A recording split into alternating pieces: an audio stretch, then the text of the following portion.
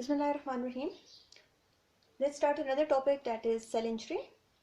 Cell structure and functional changes in response to injurious stimuli beyond cellular adaptation is called as cell injury.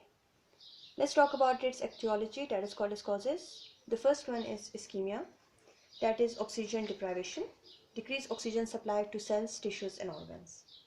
It can be due to hypoxic hypoxia, for example as seen in cardiorespiratory failure, or anemic hypoxia such as low hemoglobin level, ischemic hypoxia and anoxic hypoxia.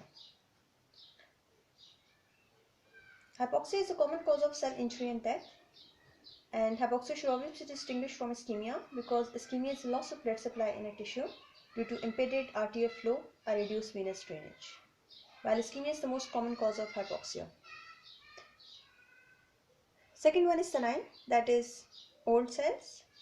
Cellular senescence leads to alteration in replicative and repair abilities of individual cells and tissue, and all of these changes result in diminished ability to respond to damage and eventually death of cell and organism.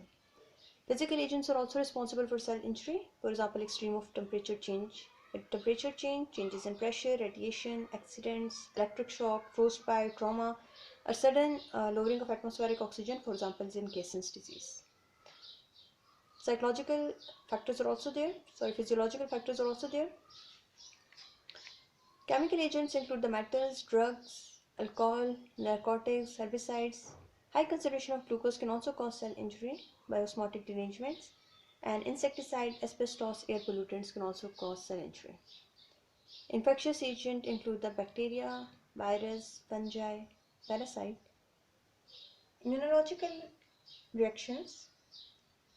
Although the immune system defends the body against the pathogenic microbes, immune reaction can also result in cells and tissue injury. Examples are autoimmune reaction against one's own tissue and allergic reactions against environmental substances in genetically susceptible individuals.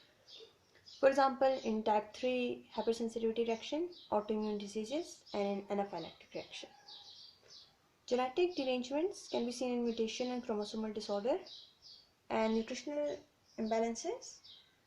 For example, protein calorie insufficiency among the underprivileged population is the only most obvious example. Specific vitamin deficiencies are also seen. Moreover, diet rich in animal fat are strongly implicated in the development of atherosclerosis.